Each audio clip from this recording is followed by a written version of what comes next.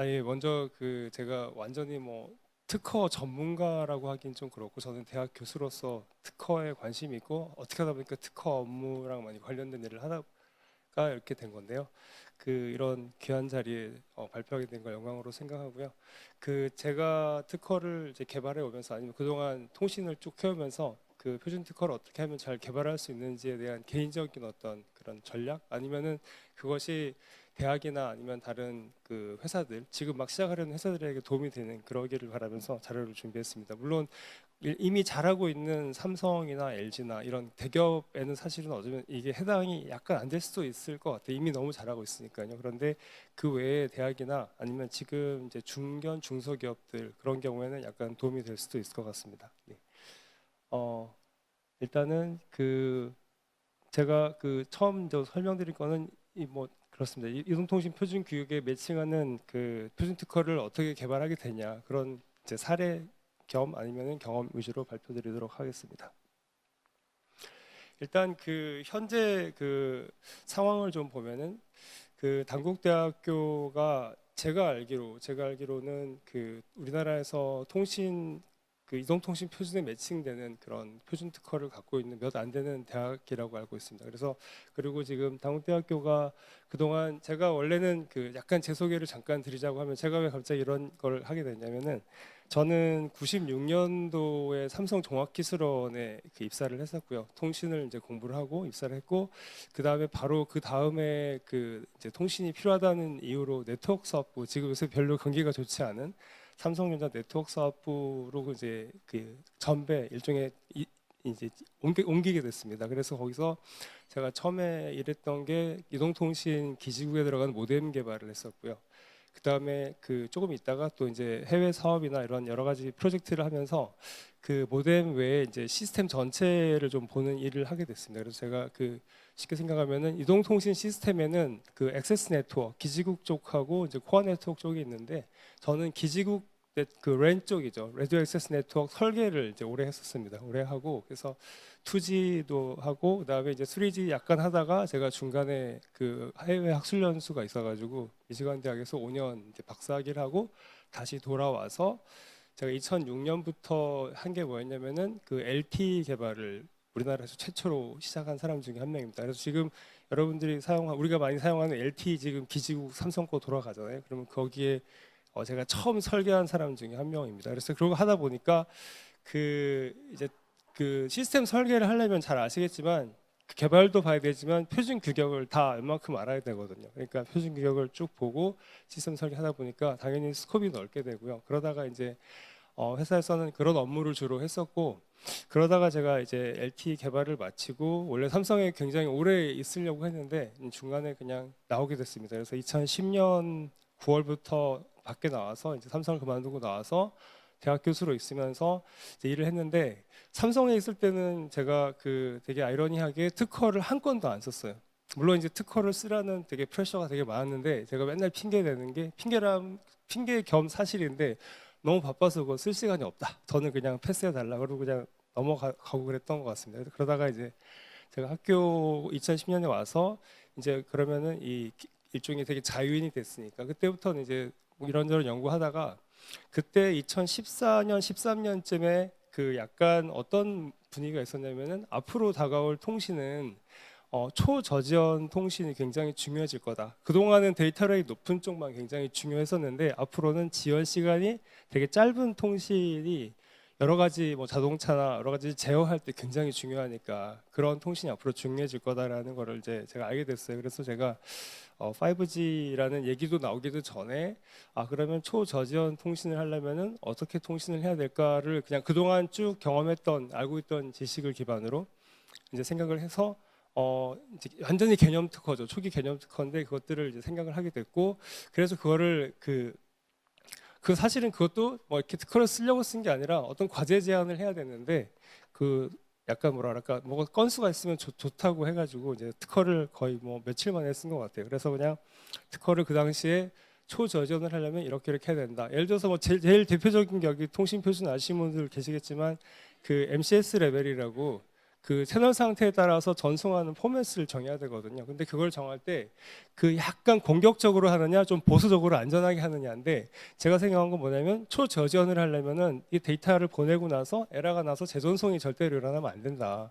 그런 생각을 가지고, 그리고 어차피 제어하는 데이터들이기 때문에 그 데이터 사이즈는 굉장히 적을 거다. 그러면은 굉장히 낮은 MCS 레벨, 예를 들어서 뭐 QPSK 같은 16컴 대신에 QPSK 같은 그런 거로 보내는 게 훨씬 필요하겠다라는 그런 아이디어가 있었습니다. 그래서 그런 식으로 뭐 MCS 레벨을 다르게 적용해야 된다. 아니면 QoS 컨트롤 같은 것도 완전히 그 다른 클래스의 QoS 컨트롤 사용해야 된다. 뭐 이런 것들에 대한 개념적인 특허들을 쭉 이제 써서 그걸 그 당시에 2013년, 14년에 냈었거든요. 근데 그게 이제 시작점이었어요, 사실. 시작점이었는데 5G 표준이 그 2015년부터 본격적으로 진행될 때 제가 이제 그 학교에다가 이 특허가 굉장히 괜찮은 것 같으니까 해외 출원을 좀 했으면 좋겠다. 그랬더니 그때 당시 학교에서는 이제 다 아시겠지만 돈이 없다. 대학이 뭐 돈이 있냐. 그래서 제가 그렇다고 제가 그거를 제 돈으로 하기는 좀 약간 리스크가 컸었어요. 교수 월급이 얼마 안 되잖아요. 그래가지고 제가 그냥 그럼 어쩔 수 없이 그냥 한국 국내 특허만 가지고 그냥 끝내야지라고 있었는데, 그게 5G 표준이 다 초기 나온 게 2017년, 18년쯤 됐었거든요. 그때 이제 제가 지금 잘 아는 변리사님한테 연락이 왔어요. 그래서 교수님 특허들이 지금 표준이 다 들어갔다. 자기가 이제 국가과제로 확인해 보니까. 그래서 제가 확인을 그때 늦게 이제 해봤어요. 그랬더니 그때 그 표준 그 특허를 쓰고 나서도 전혀 관심 없이 그냥 있다가 나중에 그 얘기를 듣고 확인해 보니까 표준이 다 들어갔더라고요. 하나하나가. 그래서 제가 정말 아깝다라는 생각을 했습니다. 그래서 제가 학교에다가 이제 그런 사실을 얘기를 했죠. 그래서 얘기를 해서 이러이러한 게 있었는데 그때 아마 과감하게 투자를 했으면은 지금 그거에 몇십 배, 몇백 배 되는 그 금액을 아마 나중에 생겼을 텐데 너무 아깝다. 그랬더니 그때부터 이제 학교가 제 특허에 대한 해외 출원을 지원해 주기 시작했어요. 예.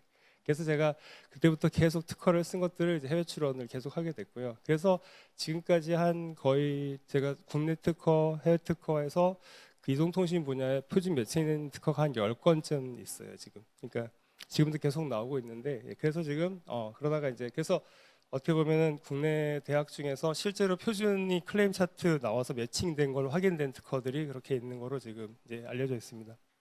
그래서 지금 그렇고요.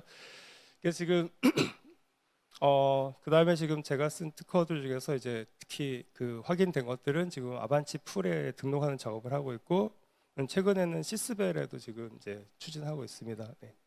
그리고 제가 약간 제가 이런 걸 하게 된 배경을 조금 설명을 드리면, 학교 오면서 이제 제가 했던 게 뭐냐면은 제가 아는 게 표준 그 스펙 같은 걸 좀 잘 아는 편이거든요. 그래서 LTE 규격도 전체적으로 쭉 알고, 그다음에 뭐 5G도 규격도 알고, 그러니까 제가 여기 아까 이 주관하는 KA 쪽이나 아니면은 TTA에서 표준 강의를 계속 해오고 있어요. 지금도 아마 제가 그 TTA 강의하는 거 아마 들으신 분들 계실 수 있는데, TTA에서는 한 지금 10년 정도 LTE부터 해서 5G 어드밴스드 강의들을 지금 쭉 해오고 있습니다. 그래서 그러다 보니까 이제 표준 규격에 대해서 당연히 이제 좀 잘 알게 되고, 그 다음에 회사들 삼성전자나 뭐 SKT나 여러 가지 그 회사들에 대해서 그런 강의를 하고, 이제 특허 심사관, 심판관 교육이 있거든요. 거기도 제가 가끔 이제 표준 교육을 하게 되고, 그 다음에 어떤 경우는 제가 이제 약간 표준을 좀 알다 보니까 클레임 차트를 분석해 달라거나 아니면 만들어 달라는 의뢰가 들어올 때가 있어요. 저는 클레임 차트를 제가 다 만들 줄 알거든요. 이게 좀 특이하죠. 교수 중에서는 그런 사람 잘 없는데, 그래서 제가 이제 규격을 찾아서 실제로 클레임 차트를 제가 다 만들고, 이번에 아반치 넣을 때도 클레임 차트 제가 다 만들어서 넣었고요. 그 다음에 어떤 경우는 뭐 해외에서 약간 그런 특허 소송 같은 재판 같은 걸 할 때도 그 전문가로서 참여해달라는 의뢰를 받을 때도 있고, 어떻게 하다 보니까 이제 특허 쪽을 좀 많이 하게 돼서 이런 특허 자연스럽게, 예전에는 특허를 쓸 때 제가 청구항을 제가 직접 이렇게 한다기보다는 변리사님 이렇게 써주시면은 그냥 예 그렇게 했는데, 요새는 이제 같이 보거든요. 같이 보면서 클레임 차트 만들 때 표준 놓고 이거는 이렇게 바꾸는 게 낫지 않겠냐, 이런 얘기도 조금씩 이제 의견도 드리고 이제 그렇게 하고 있습니다. 그래서 제가 지금 이제 그동안 개발해왔던 그 분야들을 보면은, 제가 아무래도 시스템을 하다 보니까 조금 그냥 모뎀만 한 사람들은 딱 되게 스페시픽한 것만 보는데, 저는 이제 약간 그 레이어 피지컬 레이어부터 상위 레이어 RRC까지 쭉 다 웬만큼 다 알거든요. 그러니까 이제 그 기술이 나오면은 그 기술에 대해서 약간 좀 개념 특허 위주로 이제 특허를 많이 작성합니다. 그러다가 이제 쓰게 된 특허들이 이제 일단 5G 분야에서 보면은 첫 번째 했던 게 URLC 분야에 대한 특허들을 좀 썼고요. 그래서 지금 그 국내 특허 같은 경우는 초기에 썼던 게 이제 5G 표준이 릴리스 15에 들어가 있고 그 다음부터 이제 쓰기 시작한 것들이 16 뭐 거기에 지금 들어가 있는 것들이 있고요. 그다음에 그래서 URLS 인핸스먼트 같은 거, URLS 인핸스먼트 특허도 굉장히 그 시작은 굉장히 뭐랄까 너무 당연한 거예요. 그 URLC라는 걸 하려면은 이제 저는 그 통신을 약간 이제 오래 하다 보니까 실제로 공부로 그치는 게 아니라 얘가 실제적으로 우리 생활에서 되게 밀접한 관련이 있다는 걸 좀 알게 됐거든요. 그러면 좀 재밌는데 예를 들어서 이제 가장 쉬운 게 그거예요. URLC를 한다. 그럼 URLC를 우리 생활에서 우리 생활에서 어떨 때 URLC를 우리가 쓸까 생각해 보면은 이제 예를 들어서 사람이 물에 빠졌어요. 여러분들이 물에 빠졌는데 수영을 못 해요. 수영을 못하면은 뭘 하죠? 살려달라고 외치잖아요. 살려주세요라고 외칠 거예요. 그러면은 이 통신으로 치면 이렇게 되거든요. 살려주세요 하면 이게 트랜스미터가 신호가 가요. 이렇게. 그럼 누군가가 리시버가 받을 거잖아요. 그럼 저쪽에서 이제 받았다 못 받았다 네크가 올 거고 그러면 저기서 네크가 못 받았다 그러면 난 다시 보내거나 아니면 일정한 타이머가 지나고 나면은 아무도 못 받았네 그러면 다시 보내는 게 일반적인 통신이거든요. 근데 그러면 어때요? 시간이 굉장히 오래 걸리잖아요. 그러면은 다 이미 빠져 죽었죠. 이렇게 가라앉았죠. 그러니까 급할 때는 살려주세요를 한 번만 하는 게 아니라 여러 번을 외쳐야 돼요. 살려주세요, 살려주세요. 올 때까지 어떤 리스폰스가 올 때까지 굉장히 중요한 메시지이기 때문에 리소스는 그때 아무 상관이 없는 거죠. 얼마나 많이 쓰던 간에 굉장히 중요하니까 그게 시작점이에요. 그래서 URLC 같은 경우는 데이터 사이즈가 어차피 작으니까 리소스를 그렇게 많이 안 쓰니까 굉장히 낮은 MCS 레벨로 여러 번을 반복 전송을 하는 게 필요하겠다. 피지컬 레이어에서 그게 이제 스타트였어요. 그리고 이제 그렇게 하다 보면은 예를 들어서 채널 상태가 주파수 영역에 따라서 좋은 때도 있고 안 좋은 때도 있거든요. 자원을 어디를 쓰냐에 따라서. 그러면은 하나의 주파수만 선택해서 보냈는데 그쪽이 채널 상태가 안 좋은 데를 계속 보내봤자 받아줄 확률이 굉장히 낮잖아요. 그러면 이거는 안 되겠다. 이게 프리퀀시 특성을 보면은 여긴 좋고 저긴 안 좋고 아니면 여기가 나쁘면 저긴 좋고 이렇게 왔다 갔다 이제 할 필요가 있겠다. 그래서 URLC에는 프리퀀시 쇼핑을 넣어야 된다라는 그러니까 한번 전송할 때 어차피 반복 전송을 하는데 똑같은 프리퀀시 쓰는 게 아니라 여기 쓰고 이렇게 반복 전송을 하면은 프리퀀시 쇼핑에서 전송하면은 훨씬 좋겠다 이런 생각을 할 수가 있고 당연하게 그래서 통신을 조금 알면은 그런 식으로 이제 생각할 수 있는데 그거를 이제 남들이 하기 전에 특허를 빨리 딱 써놓으면 되는데 제가 그거에 대해서는 바빠가지고 약간 딜레이가 됐어요. 약간 이제 딜레이가 되다 보니까 이미 슬롯 단위로 반복하는 기술들은 다 표준에 들어가 있더라고요. 그래서 저는 이제 슬롯 단위 반복이 아니라 하나의 슬롯 내에서 약간 슬롯보다 작은 단위로 전송하는 거를 이제 스터디 아이템 때 미니 슬롯이라는 말을 썼었거든요. 그러면 미니 슬롯으로 빨리빨리 전송을 할 때 프리퀀시 쇼핑을 해야 된다라는 그런 특허를 썼는데 그게 이제 규격에 들어간 거죠. 그러니까 되게 굉장히 간단해요. 제가 보니까 그 특허라고 하는 거는 기술이 너무 복잡하게 엄청 어려운 기술, 막 어려운 논문 쓰는 기술보다는 너무 당연한 건데 꼭 해야 되는 거. 예, 근데 대신 그거를 쓸 때 그냥 그 특허 그 표준의 규격을 모르고 막 쓰면은 그게 표준에 들어갈 확률이 굉장히 낮으니까 그거를 표준의 규격에 맞게 이렇게 그 레이어별로 아니면 그 스트럭처에 맞게 청구항을 잡아 쓰는 게 제일 좋은 것 같거든요. 그러면 이제 써놓고 가만히 있으면은 저는 표준 활동화를 직접 하진 않거든요. 그러면 3GPP에서 그쪽에 계신 분들도 다 저 같은 약간 전문가들이기 때문에 생각이 비슷해요. 그럼 어차피 그쪽으로 갈 수밖에 없거든요. 방향이. 이렇게 그 다음에 갑자기 뜬금없이 탁 나오는 게 아니라 어쨌든 새로운 기술이 나오면은 정해진 그동안에 썼던 그 규격 틀 안에다가 집어넣어야 되니까. 그러니까 저는 이제 약간 어떻게 하냐면은 새로운 개념이 나오면은 그 규격을 딱 보고 이렇게 기술이 갈 것 같은데 그러면은 널찍하게 이렇게 자리를 잡아서 특허를 하나 딱 써놓는 거예요. 그러면은 운이 좋으면은 이제 그 3PP 멤버들이 그렇게 규격을 만들어 주시더라고요. 그냥. 예. 그럼 나중에 확인해가지고 거의 들어갔네 아니면은 청구항 살짝 보정하면 되겠네 그런 식으로 이제 만들어가고 있습니다. 그래서 그런 게 이제 URLS 인핸스먼트고 그다음에 D2D 그 커뮤니케이션 사이드 링크 같은 경우도 이것도 이제 그 특허 개발할 때도 너무 당연한 얘기를 이제 특허를 쓰게 됐거든요. 예를 들어 D2D를 처음 이제 하게 되면은 새로운 서비스가 그 표준에 들어가게 되면은 거기에 그 해당하는 시스템 정보라든지 뭐 RRC 컨피규레이션 같은 거라든지 이런 것들이 당연히 만들어져야 되거든요. 예. 그러면 이제 그런 거를 해야 된다. 근데 그동안 없었던 거기 때문에 먼저 하는 사람이 저건 임자거든요. 그래서 먼저 하고 그다음에 또 하나가 사이드링크 통신 같은 경우에 예전에는 그 마이모 같은 빔포밍이나 마이모 기술이 적용되지 않았었어요. 그냥 원 안테나 그러니까 하나의 송수신 안테나로 주고받았기 때문에.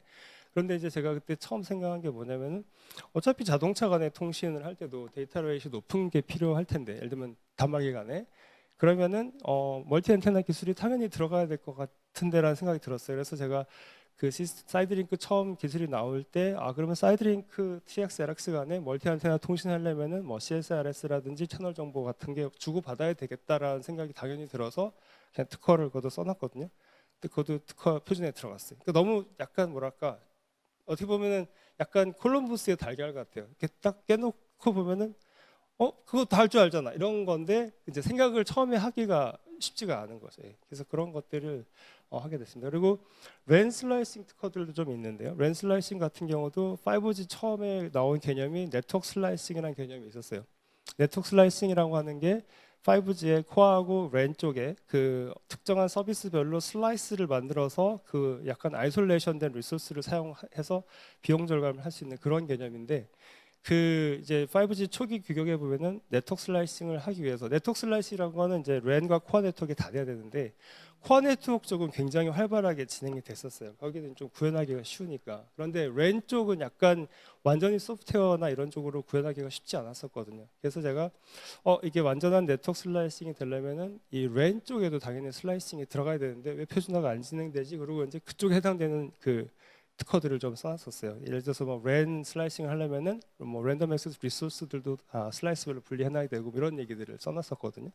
그런 것들이 또 나중에 결국엔 표준화가 되더라고요. 그 다음에 요새 이제 핫한 NTN 쪽. NTN이라는 용어가 처음 막 나왔을 때 이제 우리가 현재 망들은 트레스트리얼 네트워크라고 해서 지구 표면에만 이렇게 네트워크가 있는데 그 공중이나 해상이나 아니면 특정한 커버리지를 제공하기 위해서는 위에 공중에서 이제 그 이동통신 신호를 쏴줘야 되잖아요. 위성이나 아니면은 뭐 UAV나 이런 걸로. 그래서 그런 거를 우리가 NTN, Non-Terrestrial Network이라고 하는데 그 Non-Terrestrial Network로 5G NR을 쏴주는 걸 NR over NTN이라고 합니다. 그래서 그 기술이 이제 처음에 나올 거가 딱 보이길래 그러면은 NR over NTN이 나오려면은 그러면은 그 시나리오를 딱 생각해 보면은 당연한 게 저궤도 위성 같으면은 일단은 사람이 가만히 있는데 기지국이 바뀌는 거고 아니면 레이턴시가 굉장히 많거든요. 레이턴시가 일반에 우리가 지상에서는 셀 커버리지가 커봤자 한 10km고 보통 1, 2km 정도인데 작은 거 500m 정도고 그다음에 위성으로 가면은 저궤도 위성만 해도 500km에서 2000km 그 일단 거리가 되니까 라운드 트립 딜레이가 굉장히 많이 생기겠다 이거는. 그리고 이제 그래서 그거에 해당하는 파라미터가 다 바뀔 것 같은 생각이 드는 거예요. 그래서 제가 몇 가지를 이제 좀 써놨었죠. 예, 그런 것도 있고 그다음에 여러 가지 또 다른 기술도 필요할 것 같아가지고 이제 써놓고 하여튼 쭉 그런 식으로 이제 저는 접근을 합니다. 그래서 기술을 보고 예측을 해서 이게 이렇게 중요한 게 필요하니까 이런 게 필요하겠다고 이제 하고 있고요.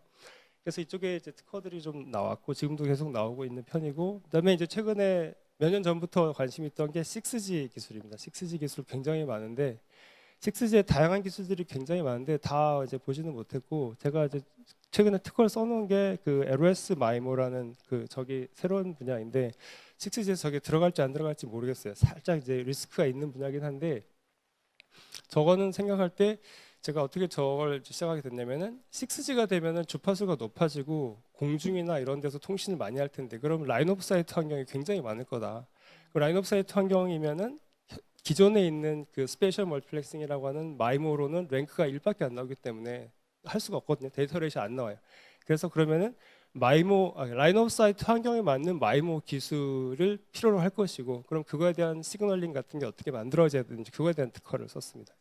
그 안에 기술이 뭐가 되건 상관없이 이렇게 시그널링이 이루어질 거야라고 하는 그러면 이제 표준에 그 부분들이 들어가야 되거든요.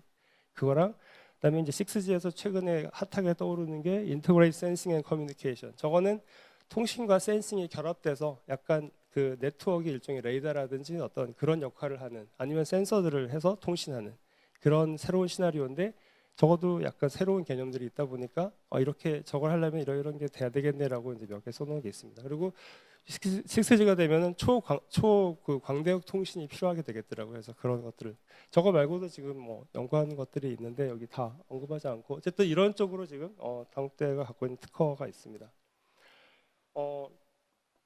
이동통신 특허를 잘 개발하려면은 제가 볼 때는 여기 4개가 잘 조화롭게 이루어야 된다고 생각해요. 이 중에서 제가 볼 때는 가장 중요한 거가 일단은 발명자의 그 뭐랄까 역량이라고 그럴까요? 발명자가 그 일단은 제가 볼 때는 통신만 알아서는 안 되고요. 진짜 표준 특허를 잘 쓰려면은 통신만 알아서 통신에 해당하는 것만 전 특허를 막 논문처럼 쓰면은 그건 표준 특허가 될 가능성이 거의 굉장히 낮잖아요. 잘 아시겠지만 이제 표준에 들어갈 확률이 너무 낮으니까. 그래서 발명자 뭐 교수님이 될 수도 있고 연구원들이 될 수도 있는데 일단은 3GPP 규격 만약 이동통신 쪽을 하려면 3GPP 규격의 스트럭처를 좀 이해를 해야 돼요. 어떤 식으로 어떤 레이어에서 어떤 식으로 되고 메시지는 뭐가 만들어지고 이런 식의 그런 것들을 이해를 해야지 특허를 쓰고 그거에 이제 그 표준에 들어갈 가능성이 높은 청구항이나 이런 것들을 명세서를 쓸 수가 있는 거고요. 그 다음에 그 또 하나가 되게 중요한 게 같이 일하는 변리사님이세요. 저는 이제 변리사가 아니기 때문에 명세서를 직접 쓸 정도 실력은 안 되는데 이제 하도 이제 같이 일하다 보니까 같이 써온 거를 검토하고 이렇게 하는 게 좋을 것 같아요. 그 의견 드리는 정도가 되니까 이제 저랑 같이 일하는 같이 일하는 파트너 한 변리사님이 그 규격을 되게 많이 잘 아세요. 그러면은 서로 회의할 때 아이디어를 얘기하면은 바로바로 이렇게 서로 디스커션이 되거든요. 예, 그런 게 되게 필요하다고 생각해서 좋은 그 변리사님 표준 특허를 많이 그러니까 하신 경험이 있는 그런 변리사님 필요하고 그 다음에 이제 그 대부분의 사람들이 저도 그렇지만 소속이 돼 있잖아요. 어디에 대학이나 아니면 연구소나 아니면은 뭐 기업이나 그럼 그 기업에서 표준 특허를 개발하려는 의지가 되게 중요한 것 같아요. 아까 제가 당국대 사례를 말씀드렸듯이 처음에는 그거 왜 하냐고 이런 식이었었어요. 처음에 학교를 갔을 때는. 그런데 이제 한번 그거를 이렇게 얘기를 해주니까 그 다음부터는 투자를 많이 하시더라고요. 그래서 사실은 결실을 많이 본 케이스고. 그래서 근데 사실은 잘 아시겠지만 표준 특허를 국내 출원은 별로 안 비싸지만 뭐 미국이나 유럽 같은데 그런데 개별 출원을 이렇게 하면은 비용이 굉장히 비싸잖아요. 근데 그 특허가 나중에 표준이 안 들어가면 사실은 되게 마케팅으로는 약간 뭐 의미가 있겠지만 거의 필요 없는 그런 돈을 날리는 케이스들이 많이 생길 수가 있는데 그럼에도 불구하고 약간 초기에는 의지를 갖고 지원해주는 그런 시스템들이 좀 필요하고 그다음에 연구소나 기업체 같으면은 그 발명자들이 그걸 할 수 있는 동기부여를 좀 확실하게 해줄 필요가 있거든요. 연구해서 발명을 했을 때 보상을 좀 정확하게 해주는 그런 시스템이 필요하지 않나 이렇게 생각을 합니다. 그리고 이제 또 하나가 그 정부 기관, 특허청이나 아니면은 그 기스타나 아니면 여러 가지 기관들에서도 이제 여러 그 우수한 발명가나 기업들을 좀 더 지원할 수 있는 그런 시스템들이 돼서 이 4가지가 잘 맞으면은 좋은 특허가 되지 않을까. 사실은 저는 이제 이 4가지의 혜택을 본 사람 중에 한 명이에요. 저도 저기 한 명 중에 한 명이고, 그다음에 학교가 의지가 있었고, 그다음에 그동안 특허청이나 뭐 히스타 쪽에 지원도 많이 받았고, 그다음에 좋은 파트너 그 별사님을 만나서 지금 잘 하고 있습니다. 네, 그리고 표준 특허를 개발할 때 이제 아까도 잠깐 말씀드렸듯이 3GPP의 진행 상황을 좀 알 필요가 있어요. 그래서 특허를 처음에 이제 아이디어를 써놓으면은 그게 그러면 한참 전이 돼야 되니까 그러면 그때는 이미 그때는 아직 표준이 구체화되지 않은 단계거든요. 그러면 진행하다 보면은 이제 그 3GPP에서 표준화가 그 규격이 나면서 이렇게 구체화가 됩니다. 그러면 그걸 모니터링하고 있다가 약간 관련된 부분들이 나오면 그거에 맞게 이제 그 청구항을 수정해 나가거나 그런 식으로 해 나가는 작업이 필요하게 되고요. 그래서 그걸 계속 좀 모니터링을 할 필요가 있고요.